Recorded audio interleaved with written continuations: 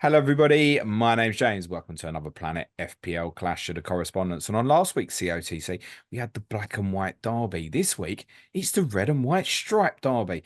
And it's not going to be confusing because they're both called Tom, kind of. Let me introduce you to our Brentford correspondent, Tom Med. How are you, Tom? Oh, I'm good, mate. Not too bad at all. Good stuff. And our Sheffield United correspondent, Ben Tommo Thompson. How are you, Tommo? Good pal. Glad to be Do you back. two always speak to each other before you get dressed and go out and go on meetups together? Or did Yeah, you just we Yeah. you create the group chat and then we create our separate one just so we could plan it. So Yeah, for the benefit of those listening to the audio, yep, they both turned up, bless them, in their red and white stripes. Tom, I just said to you off camera just before we started, 8 points since game week 14. yeah, I'm about to say usually I'm pretty optimistic when I come on, aren't I? So it's yeah, I think the first time it's been pretty depressing for quite a while. What, So what are you? I mean, because that's really bad, mate. 8 points over that period, nearly 20 games. Are you that team, or are you the team over the course of the last week? Should have beat Manchester United, held a Brighton team who nearly score against everybody, forgetting about Arsenal, and obviously scored 3 goals in 10 minutes at Villa Park at the weekend. Like, which team are you? I think the problem is we're now receiving the joys of our own success of the last couple of years, like where we've been so good and everyone sort of said how good we are with how injury hit we've been this year and just generally how everything's happened. Everything's sort of fallen at the wrong time for us this year. And it's just sort of, it's all come to a head where we don't have a big squad depth. We haven't spent a lot of money.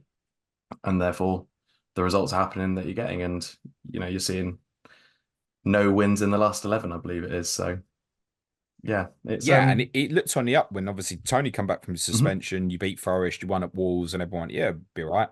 Nothing since then in terms of victory. No, but to be honest, it's looking, I mean, as you said, last three games have been much better. We're getting players slowly coming back fit, although some coming fit and then you're losing other ones to injury again, it seems. But yeah, it's getting there. I think it's one of those where we just need to sort of scrape our way to the end and just hit that big old reset button for next year, hopefully. Without the points deductions for Everton and Forest, you'd be joint 17th. Yeah. And 29 points from 32 games, I think ordinarily would have you absolutely shitting yourself going into the final 6 games. Yeah. Work to be done. Do you feel safe? You're 4 points clear of Forest and Luton as we stand. Yeah, no, like obviously not clear, but probably one of the better run-ins out of, your bottom 6, 7. I think we've got probably, to be honest, probably the best, respectfully to the rest of the teams we're playing. But yeah, I think our running does look pretty good. But obviously, if we lose those games, they're pretty much all 6 pointers, aren't they? So So my neutral view on Brentford, safe or not? I watched them this weekend, and I think getting Mbeumo back and Wissa and Toney, I think they'll be safe. And there's too much firepower there, personally. If it went wrong over the next two, though, Tom, against the Blades at this weekend, and then yeah, Luton away next week, mm. I mean, imagine you lose that Sunday as well. Yeah. Then followed by Everton. It's Yeah. it's that Everton game then becomes massive. But yeah, I mean, the next three games are obviously hugely important, and I think it's one of those where it's like it's minimum. There's a minimum of an amount of points I think we've got to get in there. So yeah, obviously, definitely nowhere near safe. That I said, though, think if you won at Luton alone in game week 34, the distance that would put between you and then, that's probably it, isn't it? That's the most important one, I guess. yeah, I guess so. Like, I mean, what does that put us? That'll That be would put set you to 8 points. 32 if you lost to Sheffield United at the Right. weekend. Okay. Yeah. Yeah. But with Luton going to Man City, you'd then think you got 7 games ahead with then only 4 to play at that stage. You'd feel safe there, surely.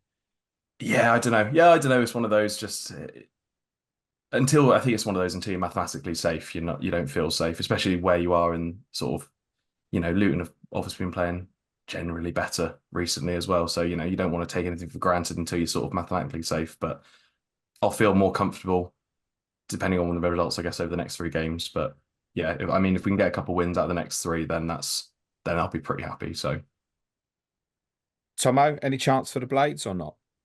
No, No. zero chance. Are you playing for anything? Are you playing to try and catch Burnley? Playing for 19th, for sure. Do you take any pleasure from the performance against Chelsea at the weekend, though? It must be kind of a bit of a Absolutely. confidence boost. I think the last 4 games, I take a boost. We've been competitive. We've been in the game. I mean, realistically, we should have probably won 3 of them. I think Chelsea game of the weekend, we should have won that game. Um, Liverpool game was close. We gave them that stupid goal at the start, but it was a close game. We weren't out of it. We definitely caused problems. Fulham game, we were 4-1 up and drew 3-3. 3-3. It's good that. And then Bournemouth, we were 2-0 up and we should have won that game. So realistically, we could be sat here with 9 points instead of 3 in the last 4 games. Yeah, and it'd be a world of difference. It is too much though to try and catch Luton and Forest here, isn't it? Yeah. Unless points deductions keep rolling in, but I think that's your lot, Tommo. There's not going to be any more, I'm afraid to say. We are recording on Monday evening, and obviously Everton have had their extra 2 added on. That's nowhere near enough for what you'd have been hoping for. But I think, as you said, realistically, you're aiming to not finish bottom at the moment, aren't you? Yeah. In a weird way, though, does that take the pressure off? Yeah. Like people stop talking at could they make a great escape or anything? It's almost just relaxed. I got that vibe from a few of the players speaking after the game, particularly listening to Oliver McBurney actually saying like that, we want to have some pride in this. Like we kind of know where we're at. He didn't say we're down because he's not going to say that. But yeah, have some pride in what we're doing for the supporters and ourselves. And I got a more relaxed air of things from him. Yeah. It was a real Sheffield United performance on Sunday. It just felt back like the good old times when we, been in the league in the past, where it's a tough place to go. We're in your face. We're winning tackles, and it's the first time I've seen us actually keep the ball and look for a play and pass it, not just hitting it long and forward passing and breaking the lines. Like we've not done that. We've started to do that slowly over the last few weeks. I think Wilder's finally get it kind of implemented, but it's definitely a fresher breath of fresh air than having 20% possession every game and lumping it forward. Yeah, and I mean, that run of home results you had, the Villa, Brighton, and then the culmination of the Arsenal. What's that like to go through? Horrific. I mean, do you turn it off, or what do you do? I mean, I say I am. I end up watching it to the end.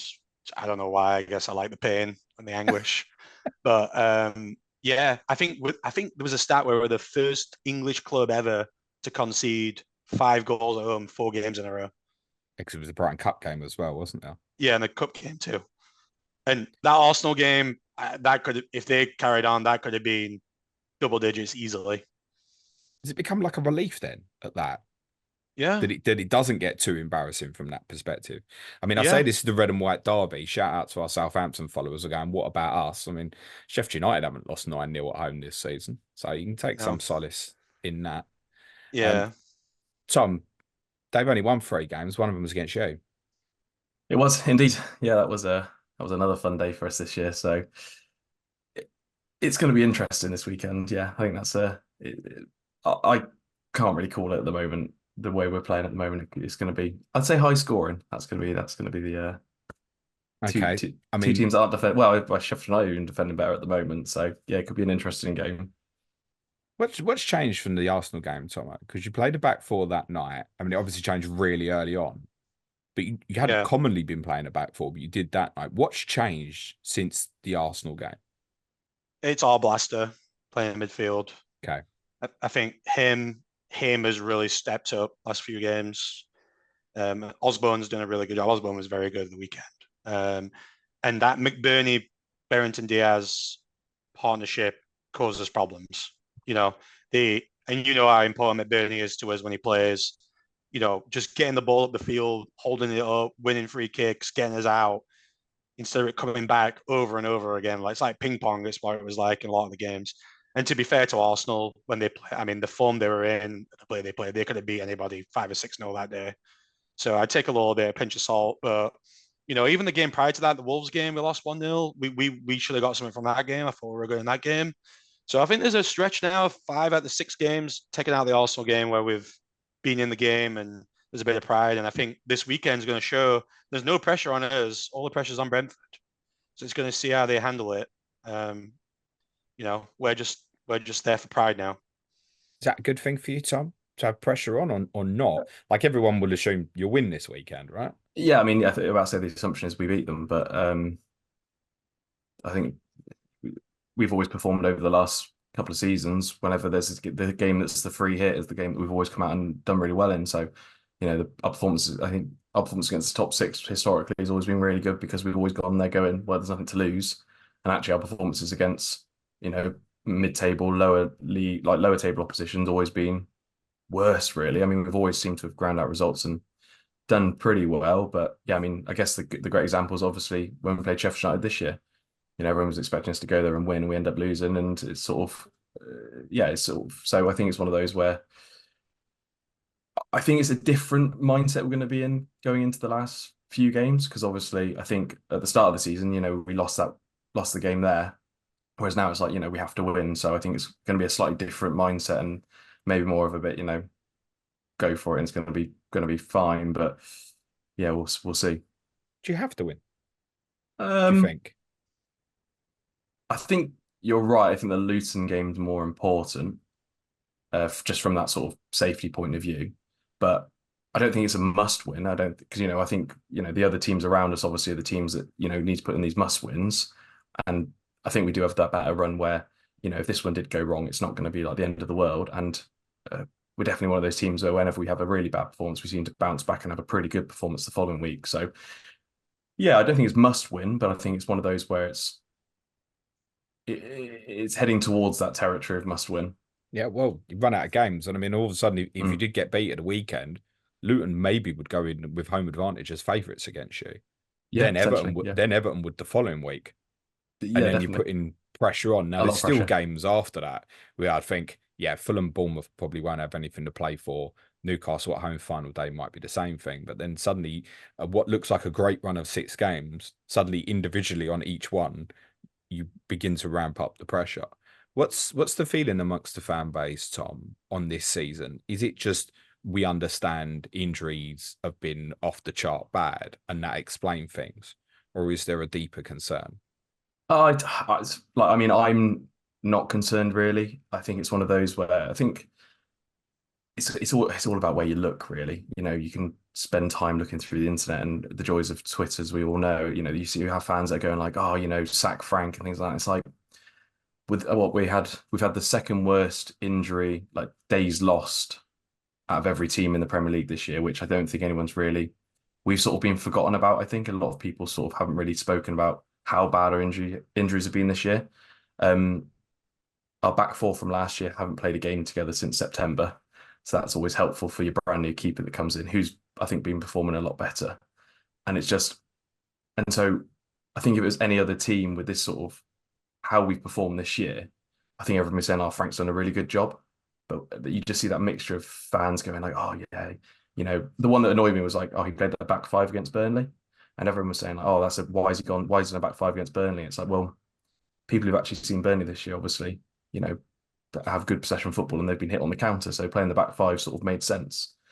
And you see fans on Twitter just sort of moan, and it's frustrating me quite a lot now. Also, I mean, we've been accustomed with you pretty much since Eriksen started playing at the end of the season, your first year you came up, that basically against sides where you were going to really struggle for the ball, you'd play a back five, and against the weaker opponents, you'd probably play a back four. Yeah. But you've been forced into just regularly playing a back 3/5 because of the injury situation all season. Exactly. Do you want Reguilon and Roslev playing in a back four when, this is what I've said, yeah, they can't defend? So, I mean, they're great going for, I shouldn't say great going forward. Reguilon's obviously good going forward. Roslev's okay going forward, but both of them are not good enough defensively. So therefore, do you want to play them in a back four? And Frank's obviously made the decision that no, that's not the right thing to do. So, which I agree with. I mean, I don't want Reguilon playing left back. Left wing back, absolutely fine, but left back, no, thank you. So I thank Reggie for his 2 contributions at the weekend, mate. Tommo, you were kind of fiercely shaking your head at the idea that some Brentford fans would want Thomas Frank to go. Can you understand that at all? No, not at all. I think kind of the success Brentford's had the last few years maybe taints on where it is, but just getting established and being a Premiership club, I think it's a real challenge against those top 6 teams. To compete. As I know, our budget it's a 10 for some of those. Even look at the weekend, our midfield's like 50 million versus 270 million at Chelsea's is. It's hard to compete. And, looking at the bench and like Tom says with the injuries, our bench, when we bring players on last 10, 15 minutes, it's painful at times, bringing on average championship players. And even like when we played Fulham, they're bringing on 4 or 5 players that would walk into our team. It's tough. It was Tom well reported booing at halftime of a game against Chelsea a few weeks ago. Yeah, just what is that all about? It's just idiots. It really frustrates me. Just like because you sort of obviously as you always make jokes that obviously I'm overly optimistic, but this season I don't think so. I mean, I'm just realistic that for me what annoys me is that he's done such a fantastic job. The club have done a fantastic job, and the team obviously respects him, and it all works together as one. It's like, okay, great, sack. Then everyone always thinks like, oh, sack Frank. Who do you get instead? Who's going to come and want to manage Brentford? It's as well as we've done all of that side of things. Are you really going to be able to get anyone that's pushing those levels? Bear in mind, you've got a few weeks ago, people even saying, oh, well, Frank could go to Liverpool, and it's like, and then at the same time, you've got fans going, oh, let's sack him, and it's like, how can you sit in those two worlds together? It just, for me, it just completely baffles me. And I mean, me and Suj said on the podcast after that Chelsea game, be very careful what you wish for. Yeah. I mean, frustrating. You've got a good one there, mate. And definitely. I think there's a lot of mitigating with them injuries, which have been offensively, and obviously Toney's ban you didn't have for the first half of the season. Obviously, you lost Mbeumo for months as well. People even forget Kevin Sarday's been out for a really long period, coming up to 6 months now. I think he's just about got himself available. Now it's the defensive ones on top of, we knew obviously there was a big problems for Rico Henry. Aaron Hickey has just been injured for a really long time. I don't know if anyone knows when he's going to be back. No one even knows what's wrong with him, I don't think. So Ben Mee's now out for the season. Ethan Pinnock has been a mainstay for you and played near enough every game for you since you got promoted. Yeah. He's close, but has been a big miss recently for you. So now with all these offensive players now back available, basically, can you now see the system switching now? Saturday does feel like the ideal time to go back to 4-3-3. I think the good thing, and I think this week it's one where you'll see, in my opinion, Roslev come out of the team and I move back to right back.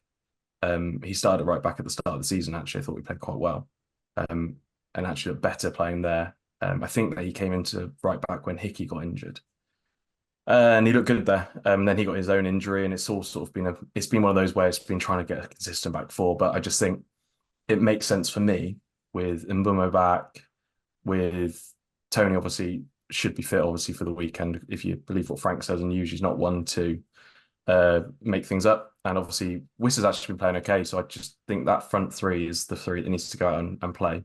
With Norgard out as well, it does dent the midfield slightly, but you've got Jan out who can sort of drop back into sort of like a deeper position if need be as well. And we've seen it before where Frank will play almost like an actual 3 back and have Jan just drop him back into that area if needed. So yeah, I'd be shocked if he does go 5 back again. Because I think it'd be harsh to take Whistler out at the moment, but for me, I think it'll be a 4 very back. much so. Yeah. The only thing though is, Tommy, you said about obviously the front two, McBurney and Diaz. Are they close together? Because McBurney's mobility is not the best. He needs a partner close to him. So are they out and out up front? Because obviously Diaz was playing very wide in the first few games for you. Yeah, he was. He's playing wide, like kind of left forward. But no, they're playing right next to each other. He's playing right off him. Diaz is running beyond McBurney, and they're causing real problems. I mean, they're both, McBurney is very good in the air, very physical, and so is Brenton Diaz. He's strong and he's good running the ball, running beyond, and he's caused a lot of problems. I think he's good. He's a good player. So very impressed with him. That would be the only thing against it for me, Tom. If Frank thinks that Chris Wilder will play the front two, and I think it's fair to say we do, does he want to keep 3 centre backs? That would be the only question against it. Well, I've just thought the only thing I've not thought about there is would Zanka really be trusted in a back two as well? And that's maybe the negative, and why he may why is that such a big problem for him specifically? It just isn't good enough. I don't think he's putting good performances, but at the end of the day, he was bought in really as a covering player for us when players got injured or if they needed rotation, he was never going to be like a first choice player. And he signed I think he was released basically.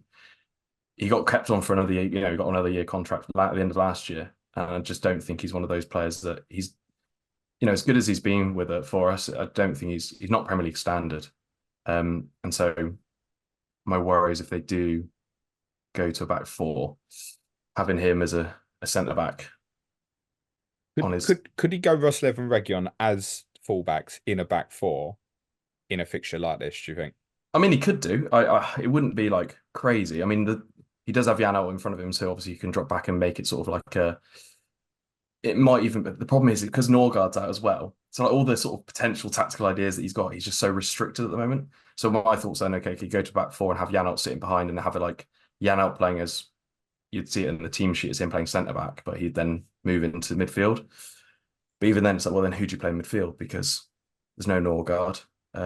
Baptiste is out injured, I think, as well. It's just, again, it's, who do you put in there that's defensively minded? The reason I asked that is if it was to be just two centre backs, who out of Ajer, Zanka, and Collins do you think would miss out just under that circumstance? Oh, yeah, it'd be Zanka, yeah. Definitely Zanka. Yeah, it would have to be an injury, I think, if him. Collins has struggled for form of it, hasn't he? He has, but I think it's one of those where I think he just wants to keep, he's clearly there for a longer period of time. He's obviously so young as well that I think it's one of those where, yeah, he's not been fantastic this year. He's had good performances. But I think it's one of those where you just got to keep playing him through it, for example. And I don't think taking him out of the team is any benefit to him at the moment. So, and based on what you're saying, if it was to be a back three and just two up front, Visser the odd man out. Yeah, Mbeumo is just it's just such quality. I think Mbeumo was obviously started on the weekend and then taken off at 60 minutes. So I think it's one of those where you could see the same again, where, he plays 60, 70 minutes. If required, I think he stays on because, the goal against Villa, obviously, just the way he's taken that and there's a couple of touches that he's just played throughout the game. We've missed that quality from him. Okay. If I said to you, Tom, you've got a captain, one of Toney or Mbeumo this weekend, who would it be? See, normally I just go straight for Toney, but I don't know, actually. I'd probably still go for Toney. The fact that he's on penalties, more than likely to be on set pieces on him. It's one of those where, he's on quite a lot of free kicks and stuff now as well. For me, it all depends on if you play. If it's a back four or back five, that's the issue. If it's a back five, I'd captain Mbeumo. If it was a back four, I'd captain Toney, because I just think that's positionally, Mbeumo gets way further up the pitch. To clarify, you're talking about yourselves, you're talking about Sheffield United in terms ourselves. Sorry, if we play back five, Mbeumo would be my captain. If we played a back four, then Toney would. That's presumably because Mbeumo will end up in a wider right position, presumably. Yeah, so if it's a back four. Yeah, exactly. He works. He does. As you know, I think I prefer him off the right wing, but obviously Toney's going to be in the box. He's going to be the one that's in the box poaching the goals. Whereas in that back five, Mbeumo's the one that's released and allowed to, usually get on the end of one of Toney's passes. But generally speaking, you wouldn't captain either this week, no? Probably not, no. All right. Well, if Tom Med says no, then that's a definite no. But Tommo, we should just stop captaining players against Sheffield United anyway, shouldn't we? You just got to pick and choose them. Probably should captain Wisser. It doesn't seem to work out. I didn't captain Palmer this weekend. I had a feeling that we were going to get someone this weekend. Oh, you didn't tell us all that because you were I'm usually pretty vocal. Banging the drum about Watkins and Saka before, and you were right. Saka went off at half time, so there was a bit of mitigating on that one. He was telling everyone when Watkins rocked up what damage he was going to do against you. He does feel crazy that there's loads of times the most popular captain has been against you, and it's been shit. Yeah.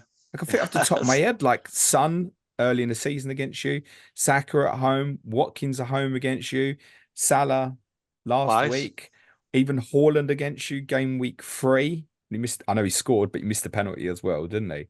Yeah. You got any theory behind why we keep getting that wrong? I don't know. We've conceded 82 goals. I think it's just FPL being FPL, right? I hear that. Would you consider Toney or Mbeumo against you for captaincy this week? I think there'll be goals. I mean, I don't think it's a bad shout, but yeah, who's going to play? Are they both going to start? How many minutes they're going to get? Yeah, I'm not sure. I think this game is very hard to call, very tough to call this week. Okay. Tom, you possibly have heard me say for a couple of weeks the intention was to buy Mbeumo this week. His return has been very timely. Can you give me any reason not to buy him? Not really, no.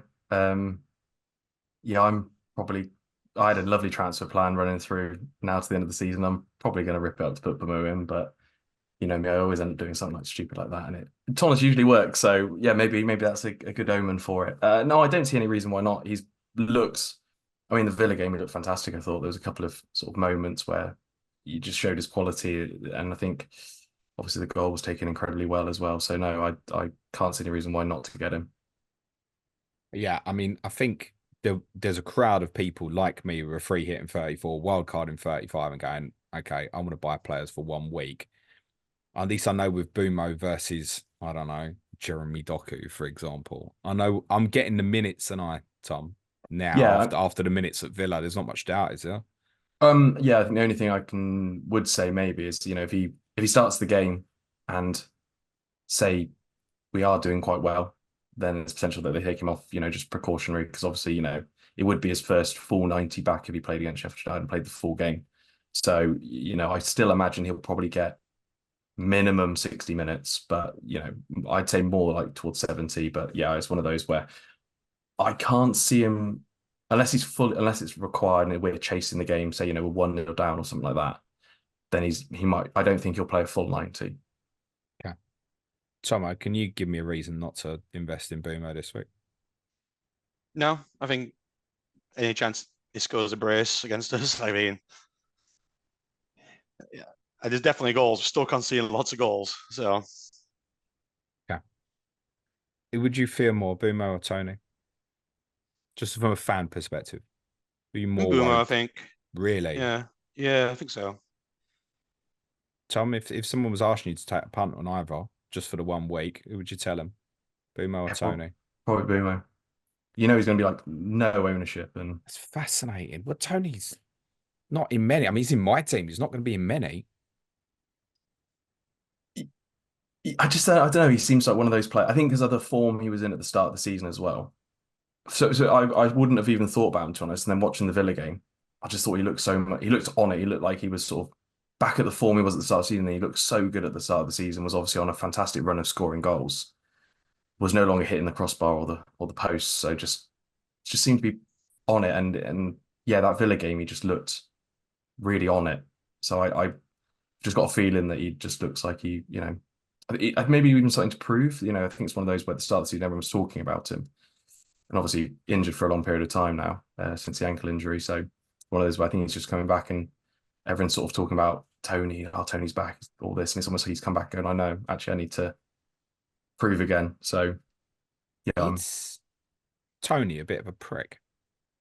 no, it's so frustrating. Again, it's one of those where I think it's one of those where if you're a Brentford fan, you see he's not, but everyone looking in on the outside in thinks he is. So I think there's obviously huge amounts of stories about him being transferred away. Everyone needs to remember that actually it was Brentford that started the story of going, well, if he doesn't sign a new contract, we're going to sell him in summer. So what's Toney just going to sit there going, oh, oh no, yeah, I'm just going to get on. Has he only got 1 year left, does he? Yeah, he's got 1 year left on his contract. And for me, so the one that really pissed me off the other day was that everyone was talking about.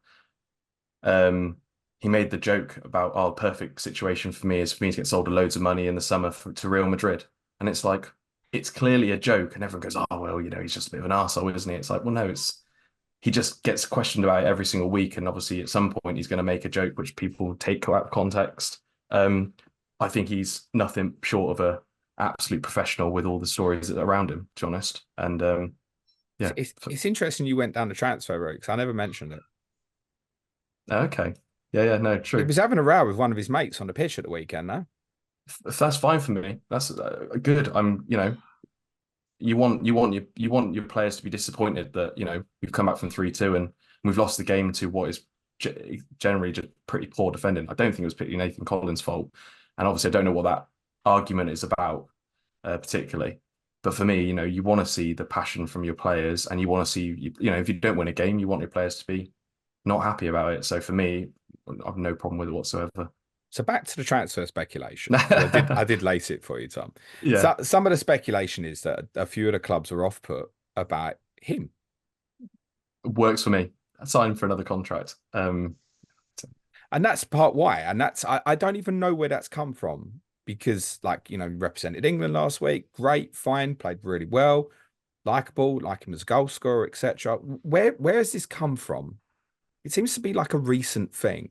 Uh, I don't know if it's because he has a certain amount of confidence. I don't think there's anything wrong with that. Where has this kind of ideology come round that he's a problem? I personally think it stems from that. And you've got like an incredibly confident player that some would say is overconfident, but obviously if you sort of, are following Brentford constantly, you see that, that confidence usually backed up pretty well by his goal scoring record. I think that's sort of the main issue because you see it as like, I think people see it as arrogant rather than confidence, which obviously, you take it either way you want it. But, when you've got a player that's performing as well as he performs, scoring as the way he does, I think you're allowed to be a little bit arrogant with, how you playing. I mean, people forget, I think, was it last year, he was third top scorer in the Premier League in a team which is worth pennies and, he's scoring bags worth of goals. So, have a bit of arrogance. And at the end of the day, I think he was told when he signed from Peterborough to Brentford, if we didn't go up that season, then he would be allowed to move. As long as he scored his goals and did what he did, he could use this as a stepping stone to move to a bigger club. And I think at the end of the day, at the end of the day, we're still not a massive club, are we? So that's no disrespect to Brentford, because I think what we've done is unbelievable. And obviously, I'm super proud of how the club's Definitely done. don't have to say no disrespect when you're talking about yourselves, Tom. No, but you see some of these Brentford fans on Twitter. They're all coming out of the woodwork now. We're I think that if he's got a year left on his contract, it's obvious there will be offers, I think. Have you heard exactly. anything from that perspective in terms of where? No, Arsenal was obviously the big rumor, but since then I've heard nothing. It sort of died down a little bit. There was rumblings that potentially, even he might get another contract, but I can't personally see it because I don't see why. Just don't know why who wouldn't go in for him at the moment. But yeah, it's sort of a bit of a weird one. I guess you've got sort of like Arsenal now saying they potentially don't need a striker. United have obviously got Højlund. Chelsea probably won't be able to spend any money. I won't stop him, mate. Nah, more than likely not. But whether he'd want to go there, because I guess why would he want to move from one non-Champions League team to another? My team might be looking for one, mate. Yeah, Tommo's not in. I mean, I was thinking. I don't know if we pay that sort of money that you want, though. What do you want? 80, I guess. So I don't think it'll be that much. No, I think because it's 1 year left. It's 1 year left. I mean, obviously English tax will always be a thing. How much did you spend on Richarlison again? 60 million. Too much. Yeah. 60. No, So, Rich is good. Yeah, no. So no, I don't know. I imagine it would be around the 60 million mark, to be honest, would be my guess. Would be my guess. If it's in that bracket, we might be interested. Yeah. Okay. Tommo, so what's the Sheffield United treble up for you on free hit 34, mate? What's it gonna be? And are you on that? Are you on free hit 34? No, I'm dead ending into 35 and then wild carding. I don't have free hit left. Okay. Bench boost at 37. But I am thinking about Barrington Diaz in midfield. I haven't decided yet, but I am really contemplating going that way. I think we'll score a few. Is he the only one realistically to consider here?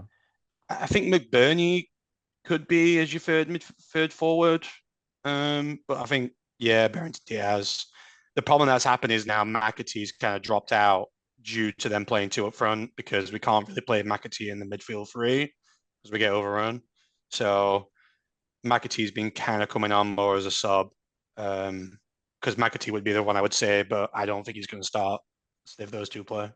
Yeah, it's a shame with James McAtee because at 4.4, there's a real conversation to be had, but we can't go there at the minute because of minutes. I mean, what a lot of people clocked on with your double, Tommo, and heading that way is it's a decent fixture this week away to Brentford. Yeah. It's a winnable fixture. And then the double, Burnley at home. That has been the fascination. Burnley at home, Burnley at home. And suddenly people have realised what your other fixture is in 34, and that's a guaranteed 30 shots on goal for you at Old Trafford, isn't it? Yeah. I think there's goals at Old Trafford for us. Really So do. if we're looking at Burnley at home and then this Manchester United away, where you probably will have opportunities genuinely, is he going in for you? I'm like debating between him and Eze or getting both. I don't know if I'm going to keep Foden or not. So I've got two spots. One I'm definitely getting, and one I'm probably going to move Foden out for. But I think I'll go Baron to Diaz over Eze. If I it just come think to, there's it'll goals come there. down to money if people are buying new. I mean, Yeah. it's difficult to foresee that people will buy. I think Diaz.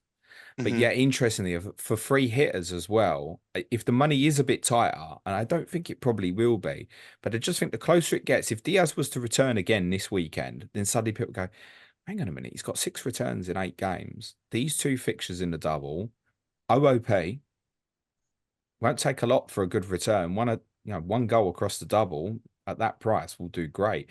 That possibly enables if people want to keep Haaland on their free hit, for example, and that Yeah. sort of thing. So yeah, he's not out the running for me. I struggle to make a case for anyone else though, Tommo. Can you? You sort of talking about McBurney, Yeah, we're really. not. My concern with McBurney would be you've got other forwards at cheaper that would probably be like Mateta with a double, for example. Yeah. And I'm not certain that McBurney would start twice. Yeah, he's never seems fit to get a good run of games in, but he's looking fitter finally. But I would not be surprised. I mean, I think McBurney could definitely score a couple. And he's on pens as well. So Yep. Alston Trusty's playing left wing back at the moment. oh boy. Go on. You finish that sentence. So I think he's probably the worst Premier League defender I've ever seen, except for when he plays against Salah, which is kind of weird because he played Salah out the game twice. So I don't know. He's definitely not a left wing back. Robinson went off with a knock end of the game on Sunday. Hopefully he's okay, but if not, and Trusty has to play left centre half, and they'll probably put Osborne left wing back. That worries me if Trusty had to play left centre back. Because Holgate's been very good since he came in after his red card. Came back and he's been playing very well. So Holgate and and Robinson's been solid, but if you have to put Trusty back there, I think Mbeumo and Toney will have a field day. So that's Okay. something to watch out for. Serious question, hypothetical scenario for you, right? You're a Chris Richards owner. You've bought him at 3.9. He's knocking about in your team. You're hoping he's going to be ready for the double. Yet information ahead of the 34 deadline that he's not going to be available. You've got no money in the bank. You're desperate for a doubler. Trusty or no trusty? No Trusty. No Trusty. He might get -4. It wouldn't surprise me. He might get set off and score no goal. Surely there's a circumstance there where that works, no? I mean, I was hoping Bulldog was going to be back because I was thinking myself about maybe again Bulldog, but he's out for the rest of the season, it looks like. So, but yeah, Trusty just scares me to death. I mean, I don't even know if he's even going to play. I could see Osborne going back to left wing back and then Souza coming back in the midfield on the weekends. So I wouldn't be surprised if Trusty doesn't start. So I don't think he's definitely set in stone to start. Okay. But he might solve a problem. I mean, if the Robinson injury, you did say it was Robinson went off, didn't you? Yeah. For the weekend. Yeah. I mean, he can certainly play that position on the left side as well. Yeah. If you're under that circumstance, there is a scenario there where there's nowhere else to go from Richards. If people have land in that position, Yeah. they're going to end up looking at it, Tomo. Is the only one that's playing at that value? Well, it's the only one with a double at that price. Yeah, It's probably double. that or Yeah. Charlie Taylor or a Luton player playing against Brentford. So Yeah. if you end up in that scenario, you're going to go for it. Yeah. Yeah. Yeah. Good luck to those ones. If you were investing in yourselves defensively, it would be your top pick. And don't say, James, are you taking the pitch? Just answer the question. Bogle. Bogle, scored at the weekend. Yeah. He's very attacking, gets up there. Bogle's good going forward. Could you, I mean, he can end up in a high position, as you've seen with that goal against Chelsea. Could you make a case for him for free hitters over, say, Daniel Munoz of Crystal Palace? Yeah, I think so. I think there's definitely returns there. Yeah, I could see Bogle. He's playing like right midfield, right wing at times. He really is. He's playing high up. And then Trusty's kind of sliding in. It's kind of like a 4 sometimes. Trusty slides back in and then we slide over. But yeah, I think Bogle's definitely. I didn't really think about it because I'm not on free hit, but I think there's returns there. Could we get a clean sheet against Burnley? Probably not, but wouldn't surprise me. The last time Sheffield United played at Old Trafford, from memory, they won as well. Yeah, I remember that game. So we've trod this path before as well. Are we definitely right? If people do want to get Diaz, is that definitely the right call over Gustavo Harmer? Because he too is now he's returning 4 in a row as well. He's been very good. He's playing a bit more like in a 10. Yeah, he's playing more like in a 10 now. And we think we've kind of realized that's his position. And really, I don't know if you saw the pass for the first goal. Is a great pass from Hamer. He's good. He's a good player. He was very good in Championship last year. Yeah, I think he's definitely an option as well if you have that fifth midfielder. But Barrington Diaz is playing up front, so it's kind of hard not to. And he looks a handful. He should have scored on Sunday. He had that chance when pulled it back. He probably should have took a touch and smacked it in. But I definitely would go Barrington Diaz over him. What about some of our old friends, Cameron Archer and Will Asula? 4.2 and 4.3, respectively. I'm not saying buy, but do they pose a threat here to Diaz in terms of minutes across the double? I don't think Asula does. Archer's back now. He came on at the end. He got the assist, I believe. Yeah, and then certainly in and around it. Yeah, so I can't see him starting. Maybe he gets a start. Maybe it's Archer and Diaz if McBurney rests because he seems to be the one lacks fitness more than Barrington Diaz. But I think Barrington Diaz is locked in to start at the 2. So yeah, but it is nice to have Archer back. It's nice to have. We brought on Archer, McAtee, and Sousa at the weekend, which is the first time I felt like we've brought players on that haven't weakened his team. So it's kind of nice. There are good options to have. And McAtee is a fantastic player. A lot of the big top clubs should be looking at him next season. It's just not going to work in this system now, right? It's either him or Harmer, isn't it? It can't be both with the 2 up top. Yeah, or it's McAtee off Diaz, or we did that off Diaz or McBurney. One of them 2 drop out, which I don't see him doing. But yeah, I think he's going to be getting 20, 30 minutes. Okay. Tom, where are you at for strategy, FPL? I am free hit, 34 bench boost, 37 a wild carded last week. Week before, 32. Okay. Any Sheffield United consideration for you, do you think, on that free hit? Free hit, yeah, maybe Diaz from Brentford, Diaz for me as well. Thinking about it, but I haven't done too much planning on it. But yeah, it's not a bad double, is it? So for defensive guy, it's not terrible. No, it's good for Diaz. It's not terrible at all. And he's looked good. When the problem, I think, Tommo, where I think I'll avoid it, is the money. I don't need it for money. It's not like, oh, I'm getting him in and I need Salah and a Saka and a Haaland. I'm not going to need the money, I don't think. So when it comes to the crunch of picking him over like an Eze or something, I'm going to struggle, I think, just psychologically. Yeah. But he's not out the running for me. You said you wildcarded last week, Tom. So who's the free Brentford that went in, mate? Left one. Only one left at the moment. Toney's in. Took out Flecken for his 11-pointer at Brighton. So that was always going to happen, wasn't it? So yeah. No, just obviously the fact they've got no doubles left, and obviously there's lots of teams with doubles left. It's sort of, stick with Toney for now, who will soon become probably Alexander Isak. But so I'm probably buying Mbeumo this week, and you're not. No, I'm probably buying Mbeumo this week, and then just dealing with the mess of how to get them back out of my team going forward. So well, here's the thing: do you need to? No, they've got. This is interesting because I've got you 4th best on fixtures from now till the end of the season. Yeah, which might not sound remarkable, but considering the amount of teams who've got a double game week at some point and you haven't, actually is. That's a good run of 6 fixtures. The weeks where the teams do double, you've got Luton away in 34, Bournemouth away 37, might have nothing to play for. Like, is it the worst case to hold these guys?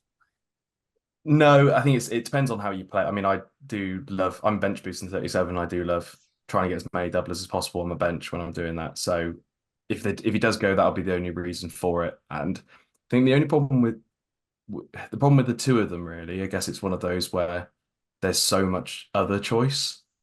So because you've got the likes of like Palmer's obviously cheaps, and obviously you've got like Isak's at similar prices to Toney. These players sort of take up your spaces where you sort of want So, do you go for a player with a double, especially if you look at like Palm, obviously he's got 2 doubles. Obviously harder fixtures, I think, but it doesn't really matter with him. And then you got someone like an Isak, and he's going to score some goals. It's just Yeah, the Toney to Isak would look like a shoe-in for you. it works so 35, I well. think. It's just exactly. I keep exactly the nice thing at the moment for me is I keep him obviously for Sheffield United, Leeds, and Everton, and then it's like straight to Isak in 35, 35 I think it is, yeah, 35, 36. And Mbeumo sort of I didn't even really think about getting him in until obviously the weekend, and now he's Might fit. I even go want him same back. place. Might be Mbeumo to Gordon. Might even be the same Yeah, place. yeah, yeah. So I'm already on Garnacho and Palmer, I think, is in my team at the moment. So yeah, Gordon, something like that. I probably have the money there to still stretch like a Foden or whoever else can slot into the team. So they're not awful to have. I mean, especially the next three is obviously very good. Johnson, obviously, yeah, the run after that, you said Fulham, Bournemouth. Final game, Newcastle's not, but even Yeah. Newcastle. Brennan Johnson, eyes on. Just think, if you'd have give Forest the money, you'd be in deeper shit. Yeah, I know, it's brilliant, isn't it? Serves them right, doesn't it? They should have sold us. But then, to be fair, if we had Brennan Johnson, he might have scored some goals for us. So, yeah, That's very true as well, to be fair. Once I'm almost definitely going to buy Mbeumo this week, Tom. Mhm. That would give me a front seven this week of Salah, Palmer, Foden, Son, Mbeumo, Toney, Haaland. I'll have one more free transfer left. Mm. Right.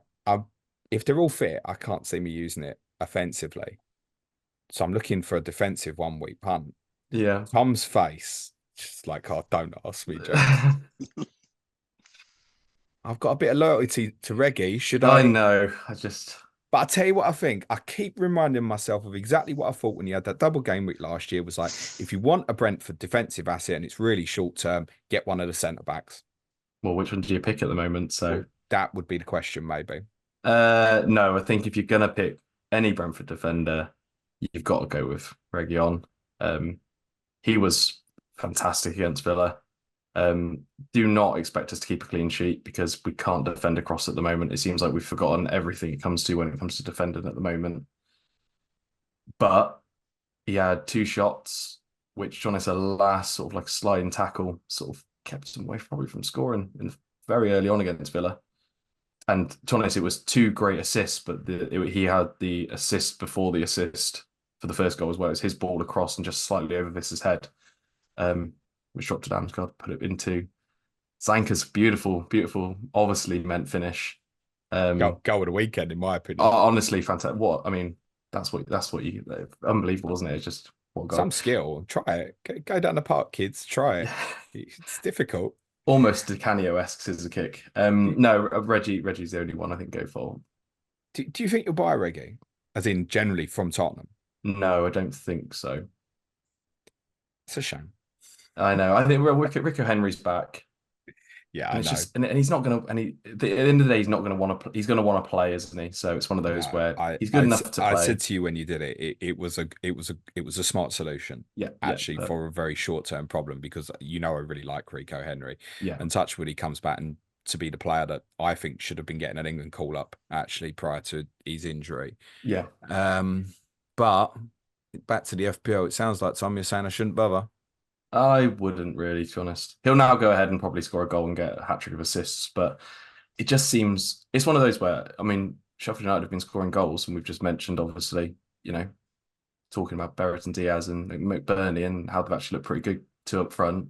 You've got us who are just looking so poor at the back at the moment. It's just a disaster after disaster. I don't want to take a 1 week punt for a Man City player that blatantly is not going to play when I buy them. But you'd rather so you'd rather take a 1 week punt for a Brentford defender? Yeah, thanks, Tom. Yeah. I mean, I don't really want to take a 1 week punt for any defensive player. I'd rather just. But the offense looks quite good this week. It's almost where I'm gonna land unless I get an injury or something. Tom, should I buy a Brentford defender this week? No, Tommo. Oh, Tom. Sorry, I'd nearly made it all the way. No. Should I buy a Sheffield United defender? Is that where Alston Trusty? Yeah, absolutely not. What about Flecken? No, Tom. Go on, one more. Yeah, I don't mind Flecken, to be honest. He's actually been. I wouldn't hate that, but it depends what that puts you in, I guess, going forward. But obviously, for you, no issues. For other people, he's actually been. I think personally, he's been much better recently. I don't want to get Flecken because my goalkeeper's Dubravka, and they're playing my team, and Well, it's yeah. obvious what happens if I do that. Yeah, no, he has been much better. He's slowly settling. I think obviously the defense in front of him is not helping him whatsoever. It just seems for me, it's just every time I watch us, every time someone crosses the ball into our box, I get a little bit nervous because it's just so poor. Defensively, you have players who are like, we must have one of the tallest defenses in the league, and we just can't seem to head a ball at the moment. So, but Flecken's not the problem with that. I mean, was very good against Brighton. Yeah, and so he's been generally pretty good recently. I've got no issues with him whatsoever. But would you buy a goalkeeper? On a 1 week punt. No, Yeah, sod exactly. that. I mean, to be honest, that was my reason for keeping Dubravka last week. I was like, it's so random. And then look, I actually got some returns out of it. Right, we'll finish on a trivia question. I said, Tom, and this can go to both of you, that you were the fourth best on my fixture ticker from now till the end of the season. There's 3 teams above you. Go on, guess them. Yes. City? No. I mean, the other 2 are relevant now because Tommo's ruined the quiz today. Newcastle and Manchester United are the other 2. I got you third, Tommo. Mm-hmm. Yeah, I think we could be. I think we'll spoil some parties. I think for sure. I think we've got obviously Burnley, Everton, Forest. We hate Forest, so I'd love to send them down. Why do you hate them? I was a playoff semi-final the other year. There's a lot of history with us and them going back. But yeah, we would definitely like to send Forest down. It's also, I think, going to be no captaincy talk of players against Sheffield United till at least game week 38, I think. I can't say it. So we all get a little bit of light relief from that perspective. Tom, I think I'm buying Mbeumo this week. I think you might put me off a defensive one, so I may well be looking elsewhere. Guys, thank you both so much. Let's do predictions before we finish. Tom? 3-1 Brentford. Tomo? 4-3 Sheffield United. Yes. What a guy. What a guy. Oh my God. You've put me off a bit, Tom. And also, I note the scoring recently, Tomo. Them results, Chelsea, Fulham, Bournemouth, you were in them all. You performed all right in all of them. And I watched the game, obviously, at Liverpool, large parts of it. They were beginning to sweat. I don't think any of us didn't think that they would score, but they'd got to the point where they were beginning to sweat about it a little bit. So massive improvements over the last 4. 2-2. Sweat about it, Tom. But you'll be fine. You'll be fine. Yeah. Cheers, gents. Tom, anything you want to plug before we finish? No, nothing from me. So I guess your patron cheers, mate. Can do the job. I don't pay you guys. Really should stop saying this because it looks like I'm paying you all to just plug the patron. Tom, anything for you? I'll send you the $5 as well, mate, if you want it. No, just on Twitter, FPL and SkyFF if you want to laugh during the game. Good man. Good man. Tommo, as always, a hero during games, particularly, mate. One more COTC to go this week. Arsenal versus Aston Villa. Great. The game where I don't want anyone to win. Adam Pritchard and Lee Jackson this Thursday. So you'll be back with me for the Sky Fantasy Football podcast tomorrow. Just easy to say thank you very much to Tom and to Tommo. Good luck, gents. Cue music, please. Man child.